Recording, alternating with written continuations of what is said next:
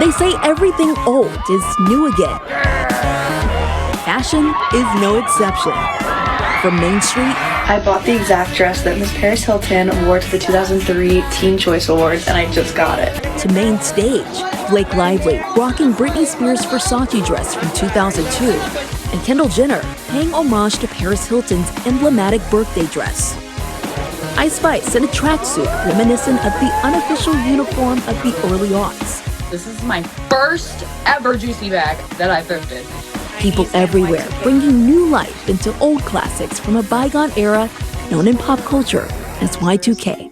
They're wearing a lot of authentic Y2K clothes. I'm seeing a lot of layering, some dresses over jeans. All these things are coming back into rotations, Emulating some of the coolest looks of the time. It's come full circle, and I'm really happy and pleased to know that, I had some kind of effect on fashion, because it's my life. I love fashion. An era that earned its spot as a pillar of modern fashion. How do you keep cranking out the great outfits? I just be wearing overalls and jeans by now. Oh, and I see that coming in the near future too. I totally do. From Kate Hudson's iconic yellow dress in How to Lose a Guy in 10 Days, You're beautiful.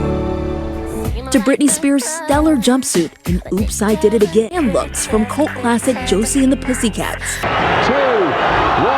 happy 2000! The year 2000, shortened as Y2K, was a theory that there might be a technological apocalypse as computer calendars changed from 1999 to 2000.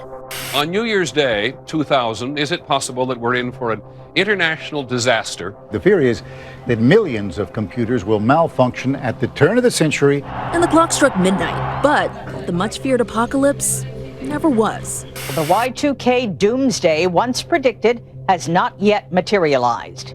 And with everyone fearing the end of the world, a collective imagination of the future was born. Set the scene for me. I think it's 1998 to 2002, just that kind of encapsulated time period, fantasizing what space outfits would look like. That intergalactic fashion fantasy, famously flaunted by a young Raven Simone in the Disney Channel original movie Xenon, Girl of the 21st Century. Oh, Cetus Lapidus, there's a ship set to be launched tonight. Raven, one of Y2K's it girls, went on to star in her self-titled show, That's So Raven. Could that be Raven Baxter? The fabulous new fashion reporter for our school newspaper? Oh yeah, baby, I think it is. What do you recall as your most iconic look? The first one I'm gonna say is a jean suit. That was a big one. A green embroidered jacket, which was the title outfit for That's a Raven. And then Cheetah Girls.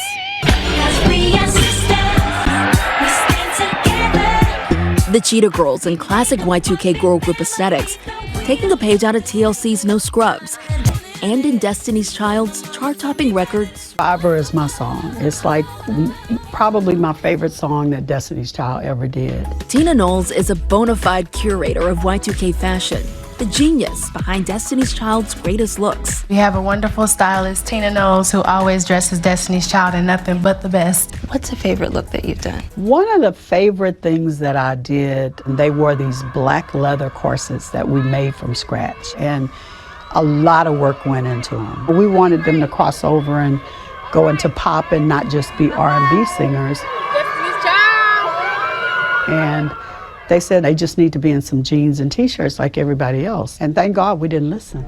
Now, 2 decades later, fashion fanatics, diving back into the styles of the early aughts. Okay, let's try it on. Content creator Erin Miller. You're an NSYNC fan? Yeah.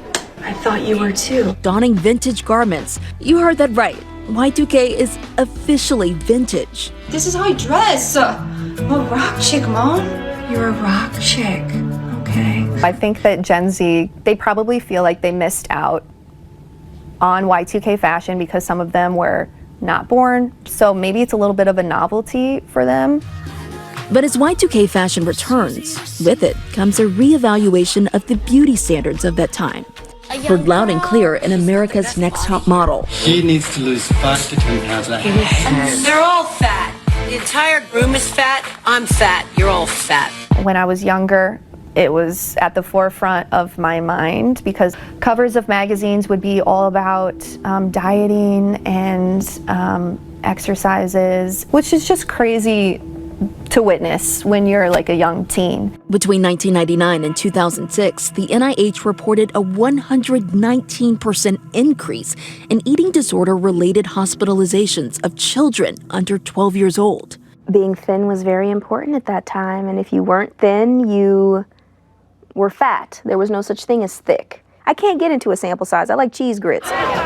People that put the clothes on and the people that were on my team made to feel a lot thicker than everybody else, which opened the door to a lot of different other things. Like, I had other types of body surgeries, lipo and a tummy tuck and all kinds of stuff. Never really helped because I always gained weight afterwards. I think I'm just supposed to be a thickie.